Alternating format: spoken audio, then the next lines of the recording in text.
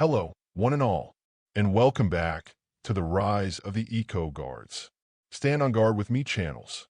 In this video entitled, My God, They're Killing Canada, I'll address many things that I feel are very important, at least they are to me, but I believe may also be to you, if you were to truly understand and then ponder upon what's being articulated.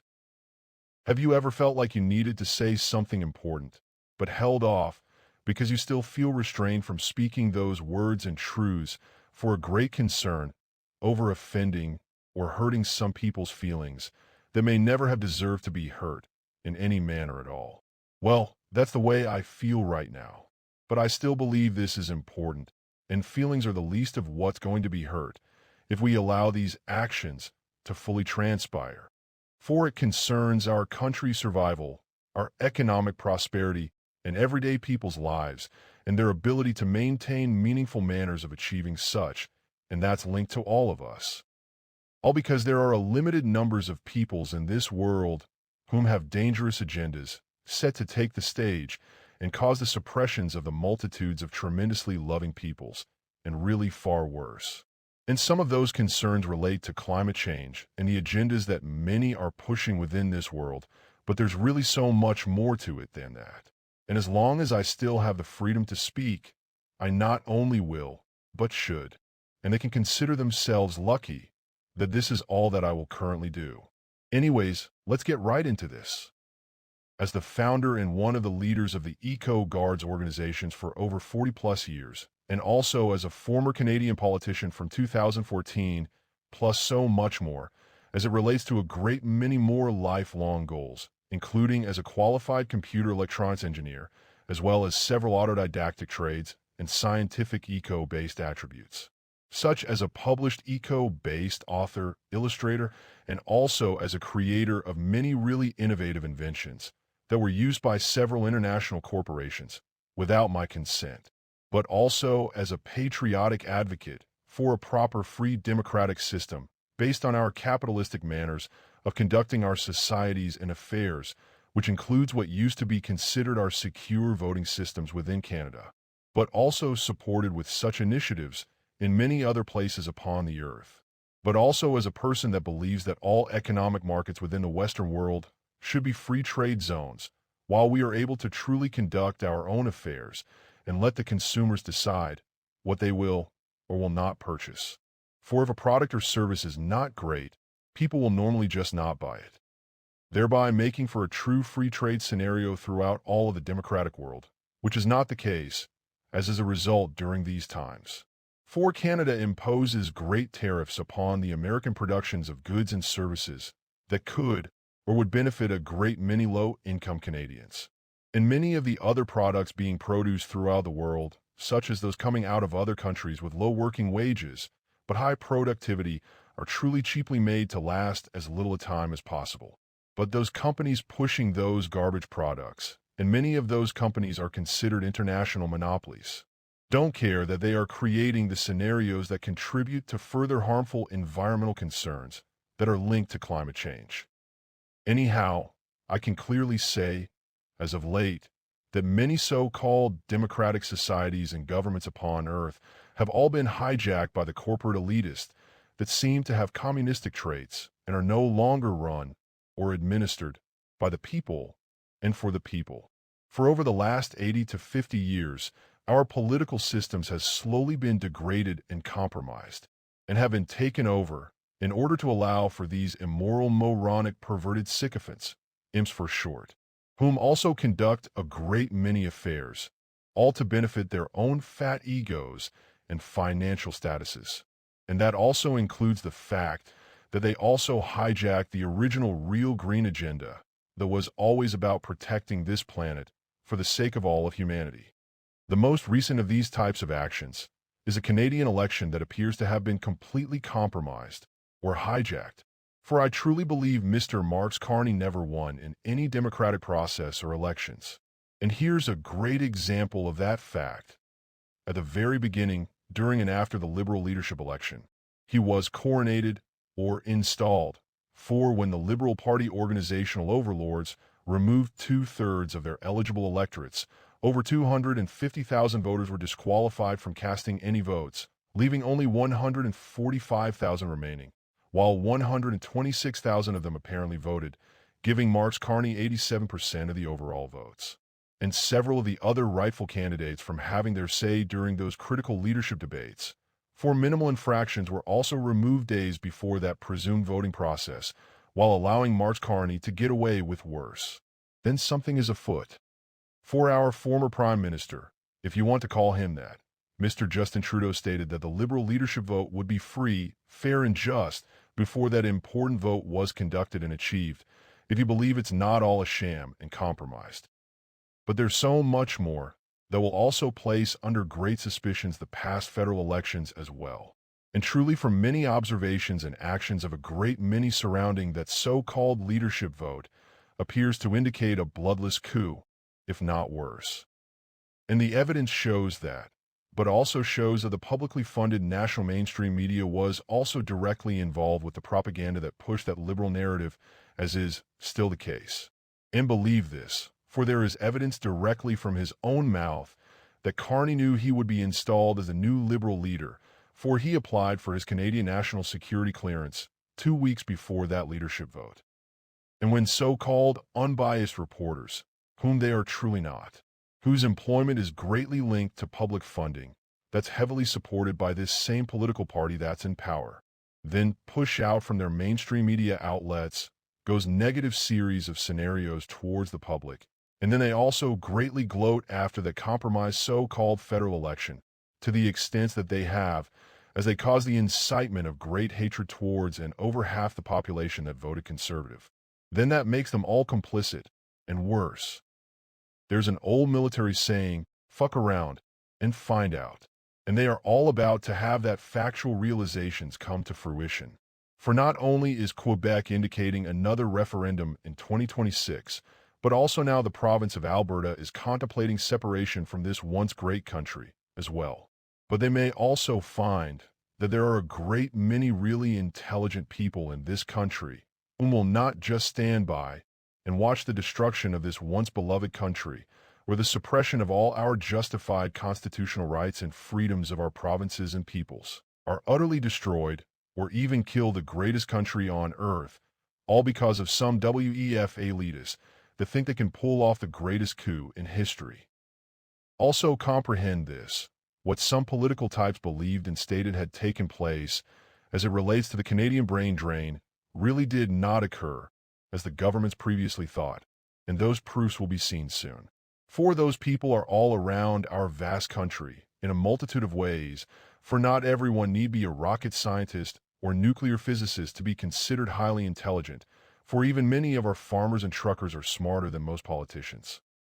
Nor will we stand by any longer and just watch those beloved Western provinces and all our brothers and sisters from those places be further abused by these hateful federal political parties that think they are just going to use them as the federal government's personal piggy bank. A time for true change has come, and our Western provinces and peoples will gain the justified respects that they all work beyond what many others in the country have achieved. And that also relates to our indigenous or native peoples that have also been wrongfully ignored by all past and even this current liberal government as it relates to their rights to attain the least of all essential human rights, such as their abilities to have clean, safe drinking waters and proper sewage and sanitation systems, thereby helping to maintain their living standards and health-related conditions that a great multitude of other Canadians take for granted. Well, except for those that must pay for the rights to clean water and sewage systems, that have always been part of the original reason for paying property taxes, but have been separated in the last several decades by some provinces and those municipalities that want to charge people for water, which is the greatest part of the essence of life, but is a clear violation of our charter rights, let alone the United Nations declared human rights. And truly, I would like to know, when did we have to start paying for our human rights? In my observed and justified opinion, Mark Carney's not the true leader of anything, well, maybe the leader of manipulations and plagiarisms. For he's proven that during this so-called liberal election campaign, for he's taken everything that the conservative leader Pierre Poilievre had his team create and place in his elections campaign platform, and indicated that it's part of the Liberal platform, and even more so, now that this so-called election is over. For he mimics exactly every point and plan that the conservative leader has. And because of all this, he was never, and is not, or cannot truly be the Prime Minister of Canada, for he was installed and anointed in a bloodless coup, and the current evidence shows that federal electoral vote was compromised by those WEF Liberal Commie Proxy Party of China members that infiltrated so many Canadian institutions, including Elections Canada, as well as the fact that China and Mr. Trump, the President of the United States of America, did directly interfere within Canada's election. And he's practically admitted it on national TV and the internet. But no one does anything about this, except benefit from those scenarios. And truthfully, you would think that Mr. Donald J. Trump would completely frown upon such actions, mostly because he faced the same thing in the 2020 American election, but obviously 10 times worse. For even Pope Francis interfered in that American election. Moreover, here's some more proof that this current election was more than compromised by the actions that took place prior to his presumed election as the leader of the Liberal Party of Canada on March 9, 2025. Did you know that Mr. Carney's wife released a book entitled A Biography of Diana Carney, from Economist to First Lady of Canada, a story of love, leadership, and global impact, on March 10, 2025, one day after Mark Carney was installed and anointed as the Liberal Party's choice as their presumed leader? Now, take it from me, as previously mentioned, I'm a published author and illustrator of many novels.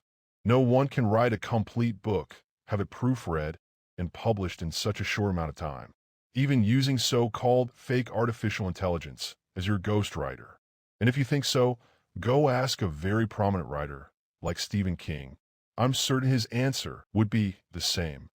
Therefore, one would have to come to the conclusion that both of the Carneys knew the outcome of that leadership vote well in advance of that so-called Liberal Leadership Convention and vote. That fact makes this not only a true conspiracy, but puts into question everything as it relates to that recent federal election on April 28, 2025.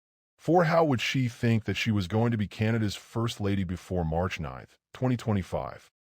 By the way, that's an imaginary position that never existed. Where do these people think they live? In America. Oh wait, that's where they lived before coming back to Canada to quickly run in this national election. So one could only come to the determinations that this was all rigged from the very beginning. My God, this country is in such deep trouble. For Mr. Mark Carney will push his net zero agenda upon all of Canada, and he and Brookfield Global Investment will benefit beyond what is allowed under our laws.